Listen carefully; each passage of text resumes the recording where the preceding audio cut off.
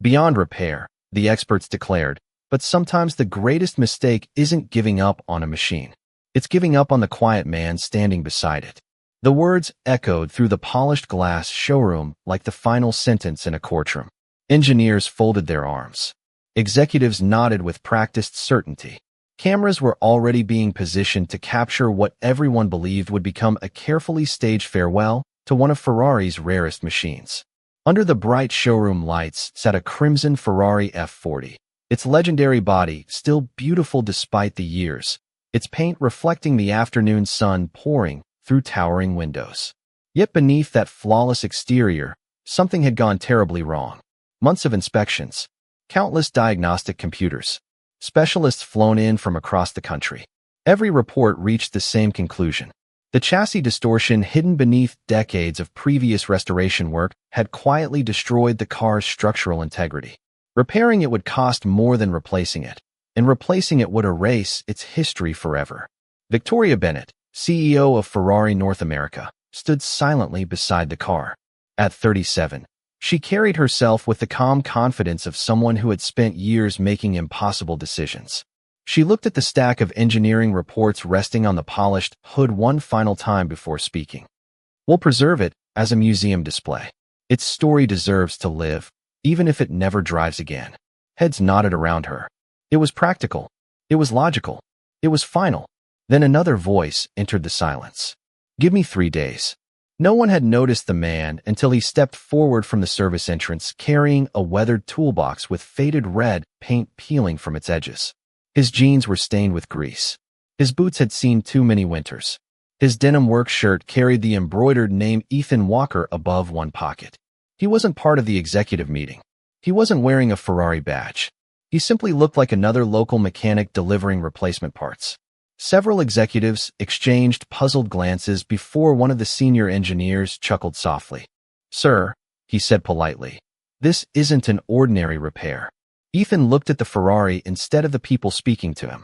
His blue eyes moved slowly across the windshield, the roofline, the wheel wells, and finally rested on the rear quarter panel. His expression never changed. "I know," he answered quietly. Another engineer laughed under his breath. "Do you have any idea how many specialists have already examined this car?" Ethan nodded once. "Enough to convince themselves it can't be saved." A few smiles spread through the room.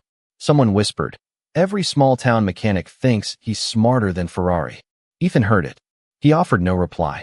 He simply walked one slow circle around the F40, stopping briefly near the driver's side before crouching beside the rear wheel.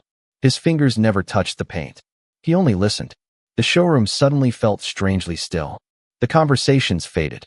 Even the clicking cameras seemed hesitant. Victoria watched him carefully now, not because she believed him, but because he wasn't behaving like a man desperate to impress anyone. He wasn't selling confidence. He wasn't defending his reputation. He was studying the car the way someone might quietly greet an old friend after years apart. Finally, Ethan stood, closed his toolbox without opening it, and looked directly at Victoria. "The engine isn't your problem," he said calmly. "You're trying to repair the wrong failure." Ethan Walker did not answer the questions waiting in the room. He only gave a respectful nod, lifted his weathered toolbox, and quietly walked back toward the service entrance. The silence he left behind lasted longer than anyone expected. One engineer finally shook his head with a faint laugh. "Confidence is free," he muttered. Another shrugged. "So are opinions." Victoria remained still, her eyes following the mechanic until the heavy service door closed with a soft metallic click. Something about his composure lingered in her thoughts. He had not asked for recognition. He had not handed out business cards. He had not even tried to persuade anyone. He simply stated what he believed and walked away. Across town, Ethan's world looked nothing like the polished marble floors of Ferrari's headquarters. Walker Auto Service sat beside an old 2-lane highway where pickup trucks outnumbered sports cars 100 to 1. The faded blue sign above the garage had survived decades of rain, blazing summers, and icy winters. The paint was peeling around the edges, but every morning before sunrise, the lights inside came alive. The familiar scent of motor oil mixed with fresh coffee filled the small building while an old country radio played softly from a dusty shelf. Ethan unlocked the front door just after 7 o'clock, switched on the fluorescent lights, and smiled as another day quietly began. A small voice echoed from the office. "Dad, you forgot your lunch again." Lily Walker hurried across the concrete floor holding a brown paper bag decorated with colorful marker drawings. At 9 years old, she believed every lunch needed a smiling sun in one corner and a tiny heart somewhere near the bottom. Ethan accepted the bag with a grateful smile. "Thank you, sweetheart." She looked up at him with bright blue eyes that looked so much like her mother's that some mornings it caught him by surprise. "Did the important meeting go well?" she asked. Ethan hesitated only a moment before kneeling beside her. "I met some people who love cars very much." Lily smiled. "Did they listen?" Ethan chuckled softly. "Not yet." She considered that answer seriously before giving a wise little nod. "Grandpa always said people hear better after they stop talking." Ethan laughed a little harder this time. "Your grandfather was usually right." Outside, an aging family sedan rolled into the parking lot with a squeaky fan belt. Minutes later, an elderly couple stepped inside looking worried. "We cannot afford another car," the husband admitted quietly. Ethan listened without interrupting. He always listened first. It was something customers remembered long after they forgot the repair bill. He examined the sedan carefully, wiped his hands on a clean shop towel, and smiled reassuringly. "It is not nearly as bad as it sounds." Relief softened the couple's faces almost immediately. Watching from the office doorway, Lily noticed something she had seen her father do hundreds of times. He never spoke to frightened people about broken parts first. He spoke to them about hope. Back across the city, Victoria Bennett stood alone inside the silent Ferrari showroom. Every engineer's report still pointed toward the same conclusion, yet one quiet sentence refused to leave her thoughts. "You are trying to repair the wrong failure." She looked once more at the motionless Ferrari, then slowly reached for her phone. "Find Ethan Walker," she told her assistant. "I want to know why a mechanic with a garage beside the highway sounded more certain than every expert in this building." The next morning arrived wrapped in cool autumn air and pale sunlight that stretched across the empty highway outside Walker Auto Service. Ethan was replacing the water pump on an old pickup truck when the quiet rumble of expensive engines drifted toward the garage. The sound did not belong there. It was smooth, disciplined, almost orchestral, completely different from the worn family vehicles that usually filled his parking lot. Lily looked up from her homework at the office desk. "Dad, I think someone important is here." Ethan set down his wrench, wiped his hands carefully with a clean shop towel, and walked outside. 3 black luxury sedans rolled to a gentle stop beside the weathered garage. Their glossy paint reflected the faded blue sign above the building, as though 2 different worlds had met on the same stretch of pavement. The rear door of the first sedan opened, and Victoria Bennett stepped onto the cracked concrete, wearing a simple navy blazer instead of the formal business attire she had worn the day before.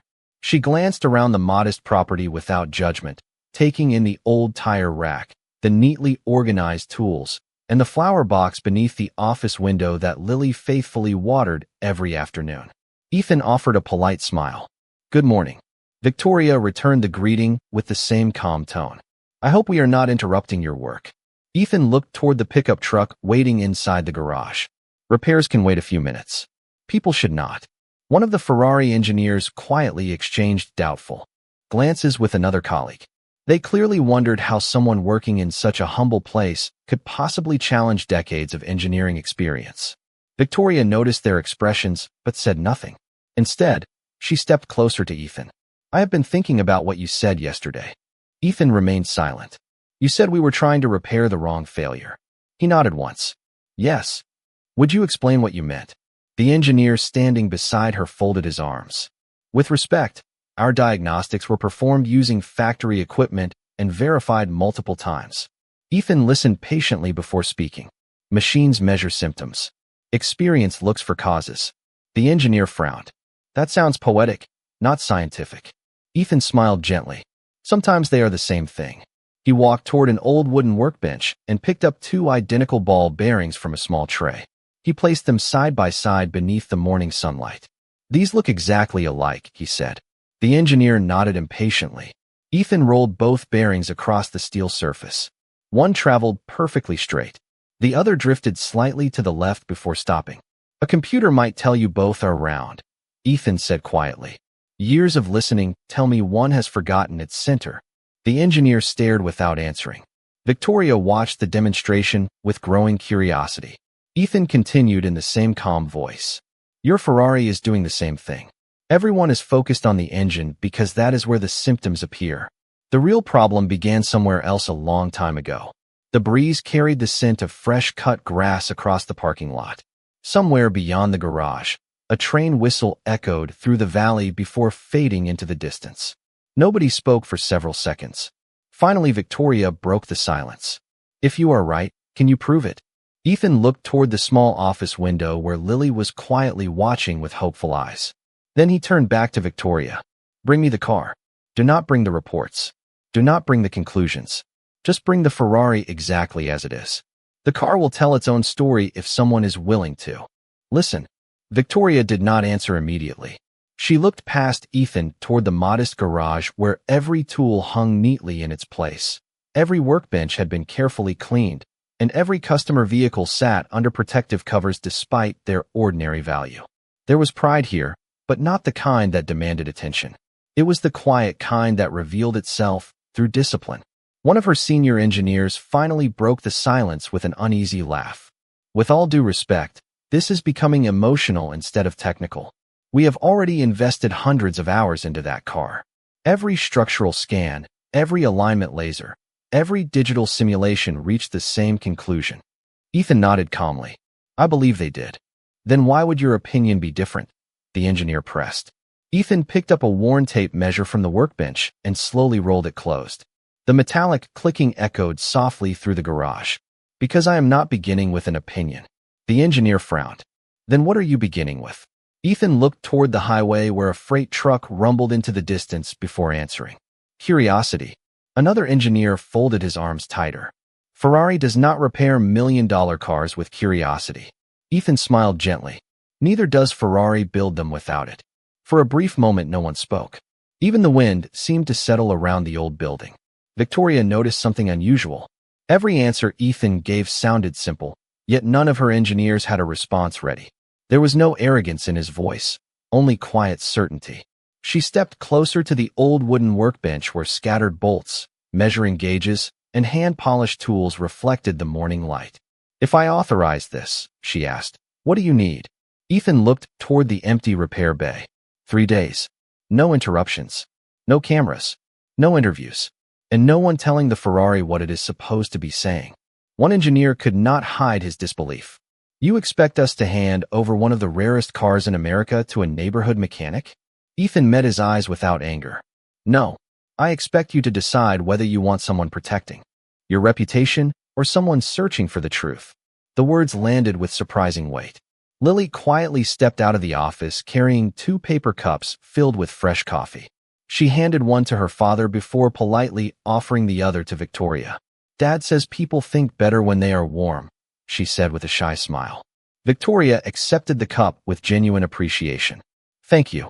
The rich aroma drifted into the cool morning air, mixing with the familiar scent of clean motor oil and fresh sawdust from the cabinet Ethan had repaired the previous weekend. Looking around, Victoria realized something she had overlooked the day before. Nothing inside the garage was expensive, yet everything was carefully maintained. The floor was spotless. The tool drawers closed perfectly. Even the oldest equipment showed signs of patient care rather than neglect. Excellence, she thought, did not always arrive wrapped in luxury. It often lived quietly where few people bothered to look. She reached into her jacket pocket and removed the electronic key fob to the transport convoy. The engineers immediately recognized what that meant. Victoria, one of them said cautiously, this is a tremendous risk. She looked at Ethan for a long moment before answering without taking her eyes off him. Leaving that Ferrari untouched is also a risk. She placed the key on the wooden workbench. The soft click echoed through the silent garage. Ethan did not reach for it. He simply nodded once with quiet gratitude.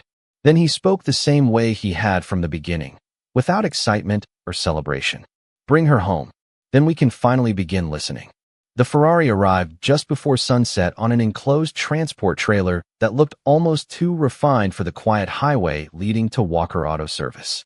Neighbors slowed their cars as they passed, wondering why one of the world's most recognizable automobiles had been delivered to a garage where rusty pickup trucks usually waited for brake jobs and oil changes. Ethan stood at the edge of the driveway with his hands in his pockets while the trailer door slowly lowered onto the cracked concrete. He did not step forward. Immediately, he simply watched as the crimson machine rolled gently into the fading golden light. Victoria had kept her promise. No reporters, no photographers, no audience. Only two transport specialists, herself, and the same skeptical engineers who still believed this visit would prove nothing except the limits of an ordinary mechanic. Ethan walked around the Ferrari without speaking. He did not open his toolbox. He did not connect a diagnostic computer. He did not even lift the engine cover. Instead, he crouched beside the front wheel and quietly studied the relationship between the tire, the suspension, and the concrete beneath it. Several long seconds passed. One engineer finally checked his watch with obvious impatience. "We have already completed every measurable inspection," he said. "If you are waiting for inspiration, we are wasting valuable time." Ethan remained focused on the car. "I am waiting for honesty," he answered softly. The engineer frowned. "The data is honest."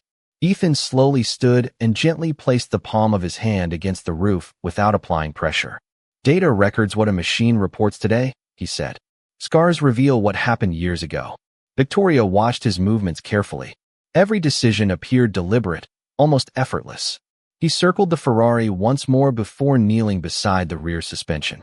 This time he closed his eyes for a brief moment, resting one hand lightly on the frame while the afternoon breeze whispered through the open garage door. Lily remained quietly inside the office, reading a library book, careful not to interrupt her father during the moments she knew mattered most. The old wall clock ticked steadily above her desk, while the familiar scent of fresh coffee drifted through the building. Ethan finally opened his toolbox.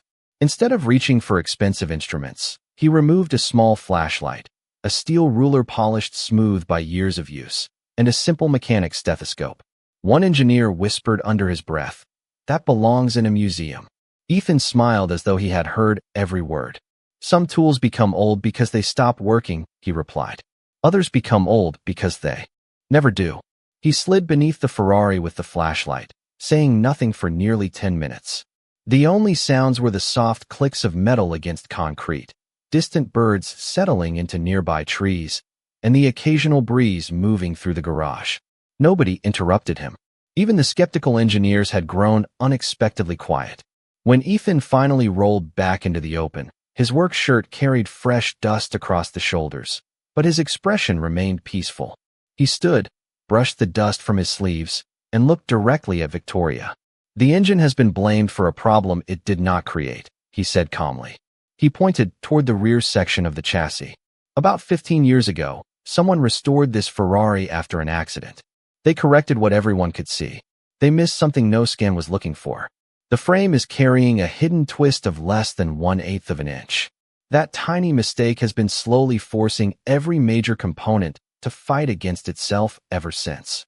One engineer immediately shook his head. That amount of distortion could never create failures like these. Ethan handed him the steel ruler. "Then measure from the rear mounting point to the cross brace on both sides instead of trusting the computer's reference model." The engineer reluctantly crouched beside the car. Seconds later, his confident expression disappeared. He measured again, then a third time. Finally, he looked up without speaking. For the first time since arriving, certainty had quietly left the room. Morning arrived before the sun fully climbed above the hills, and the lights inside Walker Auto Service were already glowing against the cool blue sky. Ethan had slept only a few hours, yet there was no sign of exhaustion in the way he moved.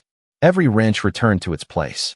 Every measuring tool rested exactly where he expected to find it. The garage felt less like a repair shop and more like a quiet workshop where patience mattered as much as skill.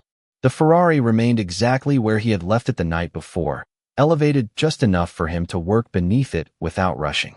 Victoria arrived shortly after sunrise carrying 2 cups of coffee instead of a folder filled with reports.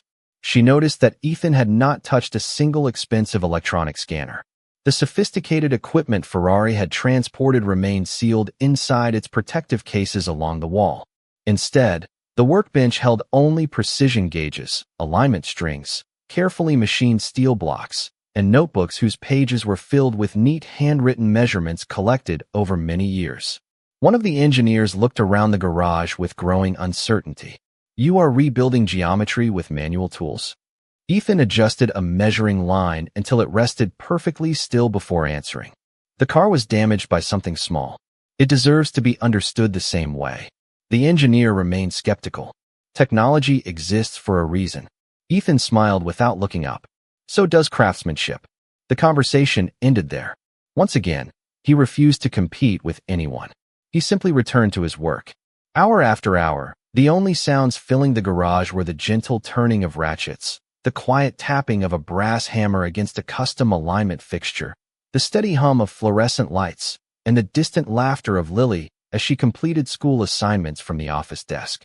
Around noon, she carried sandwiches wrapped in wax paper to everyone inside the garage. Even the Ferrari engineers accepted them with grateful smiles. The atmosphere had changed without anyone noticing. The tension that had filled the room the previous day had slowly given way to curiosity. They no longer watched Ethan hoping he would fail. They watched because they genuinely wanted to understand what he saw that they had missed. Victoria noticed something else. Ethan never hurried, yet no movement was wasted. Every adjustment had purpose. Every measurement was checked twice before another began. When one engineer offered to speed up the process using digital alignment equipment, Ethan thanked him sincerely before shaking his head. "Not yet. If we skip the conversation, we will misunderstand the answer." Late that afternoon, Ethan placed a slim steel gauge against the corrected mounting points and quietly nodded to himself. He invited the engineers closer without saying a word. One by one, they examined the readings. Every number now agreed with the original factory specifications that had seemed impossible to recover only 2 days earlier. The senior engineer slowly lowered the gauge, staring at the chassis in disbelief. "The distortion is gone," he whispered. Ethan gently wiped his hands with a clean cloth. "The distortion is no longer forcing the rest of the car to compensate," he replied. "Now we can finally begin repairing the engine honestly." Victoria looked at the Ferrari with new eyes. For the first time since the project had begun, she realized the repair had never been about replacing expensive parts. It had been about restoring balance. She glanced toward Ethan as he quietly organized his tools before sunset, saying nothing about what he had accomplished. In that simple moment, she understood that true mastery rarely announced itself with pride. It revealed itself through consistency, humility, and the quiet confidence to let results speak long before words ever needed to. The third morning arrived wrapped in a quiet mist that drifted across the fields beyond the highway, softening the edges of the little garage until it seemed separated from the rest of the world. Inside, the fluorescent lights reflected gently across the Ferrari's polished body while Ethan completed his final inspections with the same calm rhythm that had guided every hour of the repair. He tightened the last fastener, verified each measurement one final time, and closed his toolbox without ceremony.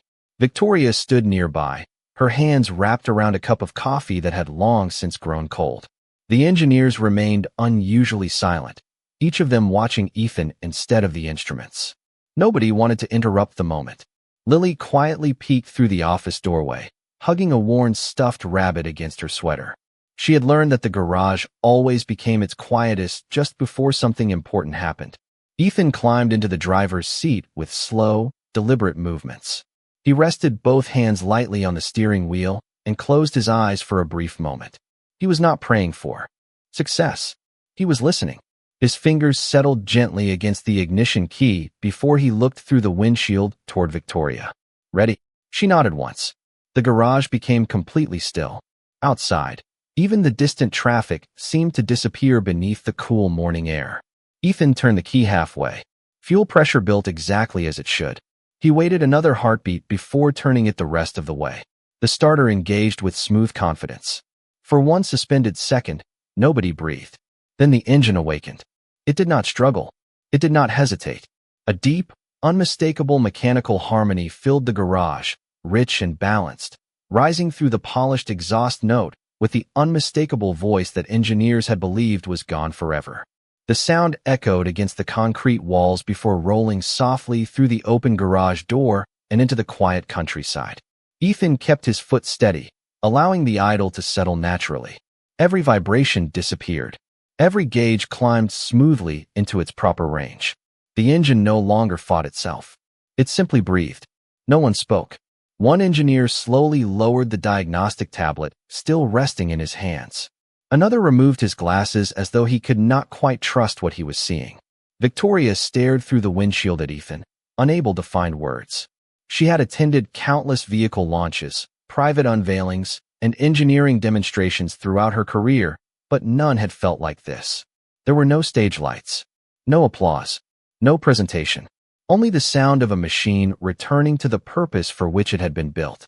Ethan gently increased the engine speed before allowing it to settle once again into a perfectly even idle. He listened for several more seconds, then switched the ignition off. The sudden silence seemed almost louder than the engine itself. He stepped out, closed the door carefully, and looked at the group waiting before him. She was never asking for more power, he said quietly. She was asking for balance. The senior engineer slowly walked around the Ferrari, checking every reading one final time. Nothing contradicted what they had just witnessed. He looked toward Ethan with an expression completely different from the skepticism he had carried only days earlier. "We overlooked it," he admitted softly. Ethan shook his head with a gentle smile. "No, you solved every problem you could see. Sometimes the hardest failures are the ones hidden beneath good intentions." Victoria placed her hand lightly on the Ferrari's roof, feeling the faint warmth left by the engine beneath the polished paint. She realized the greatest lesson of the past 3 days had not been about restoring an extraordinary automobile. It had been about remembering that wisdom often arrives quietly, wearing worn work boots instead of expensive titles, and that true excellence never needs to raise its voice because, when it finally speaks, the room naturally falls silent. The garage returned to its familiar rhythm after the engine fell silent, but something invisible had changed. The Ferrari engineers no longer stood apart with folded arms. Instead, they walked slowly around the workbench, studying the handmade fixtures, the worn measuring tools, and the neatly labeled drawers with genuine respect. Victoria noticed the difference immediately.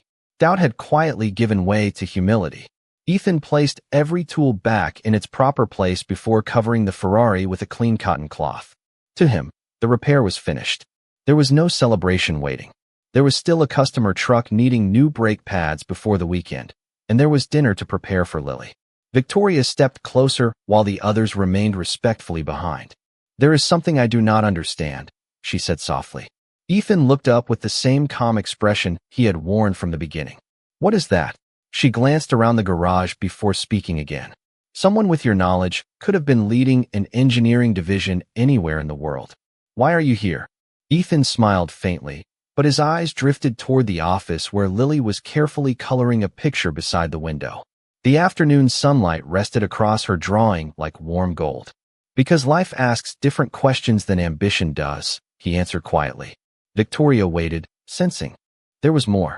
Ethan rested one hand on the workbench. "Years ago, I received opportunities one never imagined. Companies offered impressive titles, beautiful offices, and projects that engineers dream about. Then Lily's mother became seriously ill." His voice remained steady, carrying neither bitterness nor regret.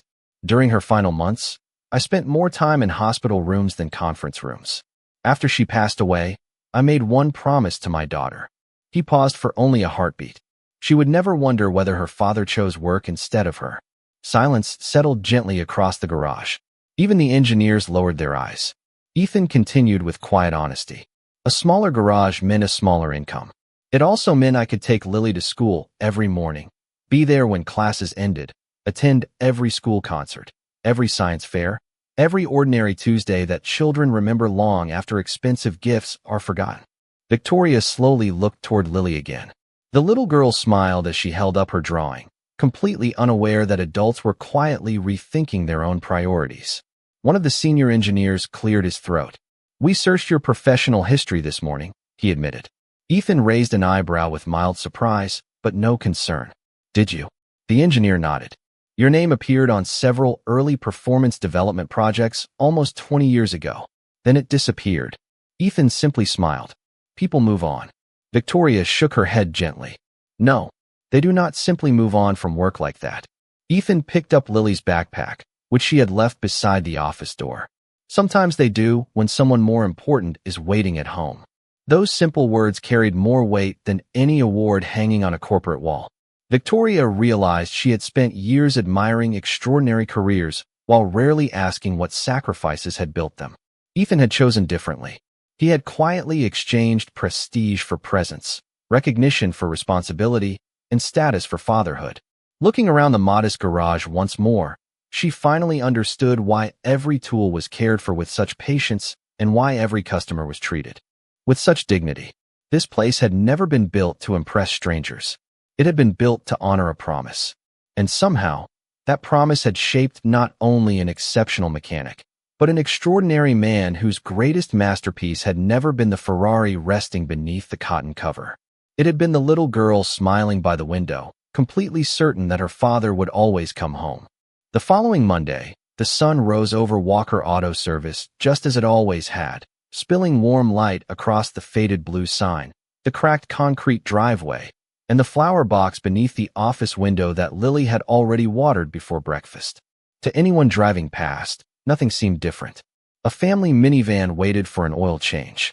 An old pickup truck sat beside the service bay.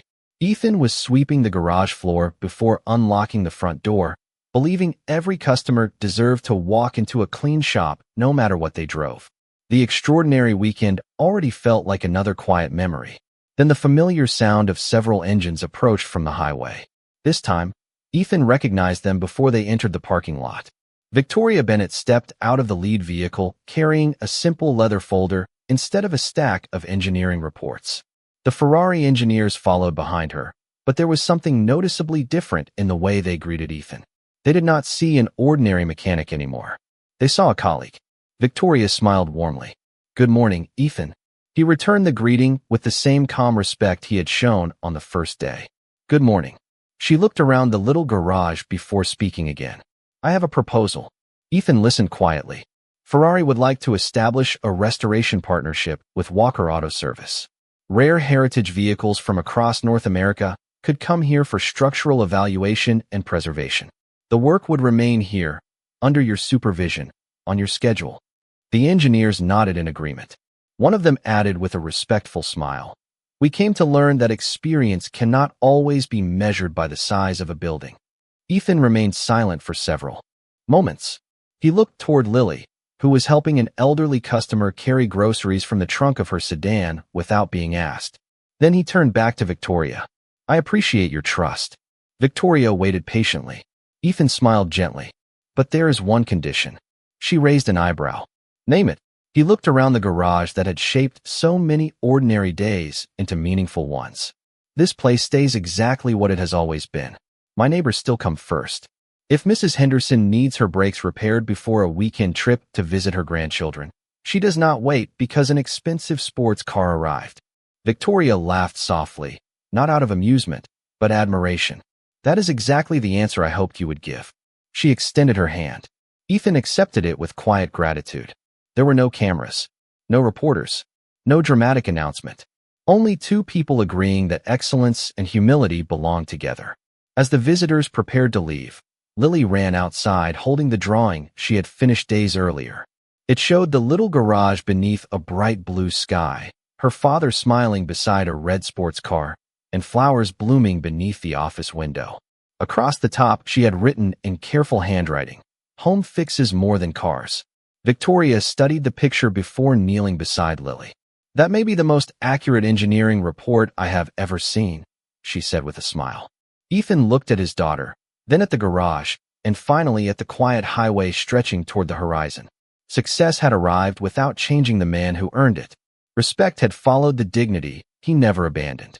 The Ferrari would be remembered as one remarkable restoration, but those who witnessed the journey carried home a greater lesson. Titles may open doors, wealth may build impressive buildings, and talent may solve difficult problems, but character is what quietly changes hearts. Sometimes the strongest people are the ones who never ask the world to notice them. They simply keep their promises, love the people entrusted to them, and do ordinary things with extraordinary grace until one quiet day the world finally stops talking long enough to hear the truth.